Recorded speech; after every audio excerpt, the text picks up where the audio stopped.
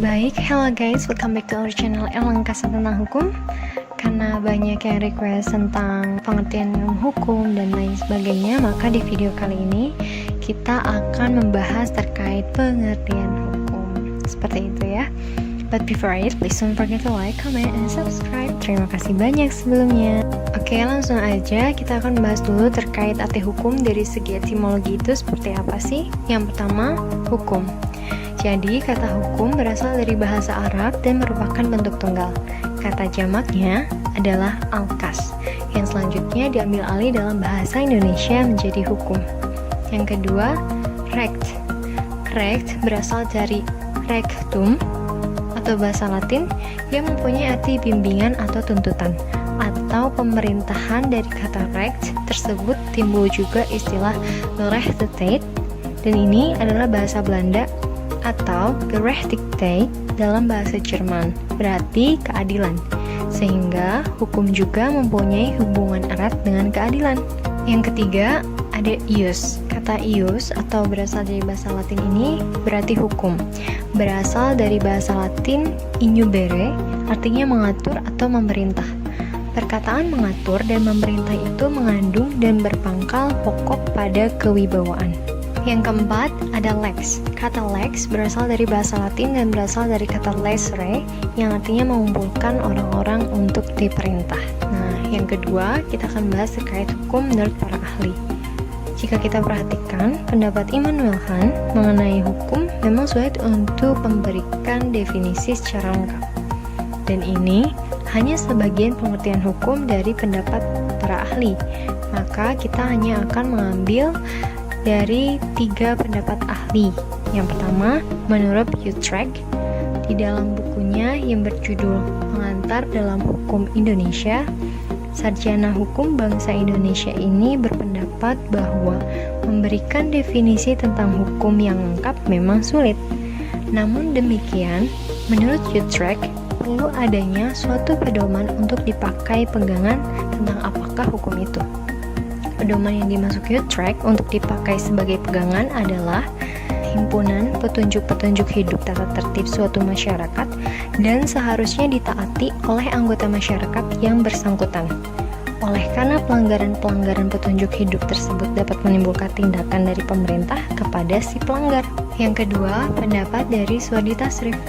Dalam karangan ilmiahnya yang berjudul Peranan Hukum dalam Pembangunan, ia berpendapat bahwa anggapan yang menyatakan hukum hanya sekedar norma-norma atau kaidah untuk mengatur hubungan manusia sudah lama ditinggalkan, sehingga hukum dalam arti seluas-luasnya, the legal machinery in action, pendapat Suwadi Tasrif ini menghubungkan arti hukum dengan pembangunan bangsa dan negara sekarang ini, dihubungkan dengan masalah-masalah hubungan manusia di dalam negeri saja, tapi juga dikaitkan dengan orang di dalam negeri sendiri.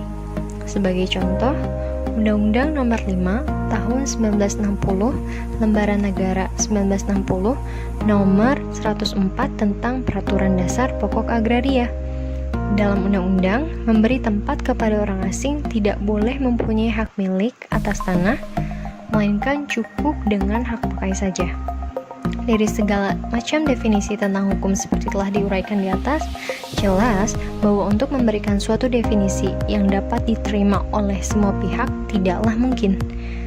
Namun demikian, untuk dipakai sebagai pegangan, terutama bagi mereka yang baru pertama kali mempelajari tentang hukum, maka perlu dibuatkan suatu batasan sebagai berikut. Hukum adalah keseluruhan peraturan-peraturan hidup yang bersifat memaksa dan dibuat oleh yang berwenang, berisikan suatu perintah atau larangan atau izin untuk berbuat sesuatu serta dengan maksud untuk mengatur tata tertib kehidupan masyarakat. Yang ketiga, menurut Sajipto Raharjo, hukum merupakan karya manusia berupa norma-norma yang berisi petunjuk tingkah laku. Hukum merupakan cerminan dari kehendak manusia mengenai bagaimana seharusnya masyarakat dibina dan kemana masyarakat harus diarahkan. Pertama, hukum harus rekaman dari ide yang dipilih oleh masyarakat tempat hukum dibuat, dan ide tersebut berupa ide tentang keadilan. Well, next, terkait hukum dalam berbagai arti. Sebagaimana yang kita ketahui bahwa hukum ini memiliki berbagai arti, tapi pada kesempatan kali ini kita hanya mengambil 3 hukum dari berbagai arti. Yang pertama, hukum dalam arti penguasa. Sebagai keputusan penguasa hukum merupakan serangkaian peraturan-peraturan tertulis seperti Undang-Undang Dasar, keputusan Presiden, dan lain-lain, maka peraturan tersebut dibuat oleh badan yang berwenang, dalam hal ini badan legislatif. Misalnya, undang-undang dibuat oleh Presiden bersama DPR. Putusan hakim termasuk hukum sebagai keputusan penguasa, karena ia mempunyai kekuatan hukum sebagai manifestasi atau perwujudan di dalam masyarakat. Peraturan dari keputusan penguasa adalah para penegak hukum. Yang kedua, hukum dalam arti petugas. Di sini yang dianggap hukum adalah para petugas penegak hukum. Mereka, terutama orang-orang awam, dalam istilahnya Alperdon, man in the street, melihat para petugas polisi, jaksa, hakim sebagai hukum, karena dalam kenyataannya para petugas penegak hukum tersebut memang menghukum orang yang bersalah. Di sini, hukum terlihat sebagai polisi yang berpatroli, jaksa yang berseragam, dan hakim yang mengadili perkara. Yang ketiga, ada hukum dalam arti gejala sosial. Jadi, filsuf Yunani Aristoteles mengatakan bahwa manusia adalah zoon politikon, yaitu manusia yang hidup bermasyarakat.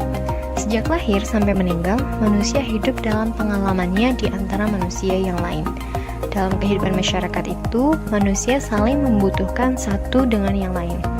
Kebutuhan dapat sama dan terkadang bahkan berlawanan atau bertentangan seperti kepentingan penjual dan pembeli. Pertentangan-pertentangan tersebut dapat menimbulkan perselisihan dan kekacauan dalam masyarakat. Untuk mengatasinya, diadakan ketentuan yang mengatur tata tertib yang dapat mengembangkan kepentingannya yang bertentangan tersebut. Sehingga, timbullah kedamaian atau peace and order. Ketentuan-ketentuan tersebut merupakan petunjuk hidup yang merupakan hukum yang berkembang bersama-sama masyarakat, atau dengan lain perkataan hukum berarti gejala sosial. Oke guys, that's all about pengertian hukum. Kurang lebihnya mohon maaf. Thanks for watching.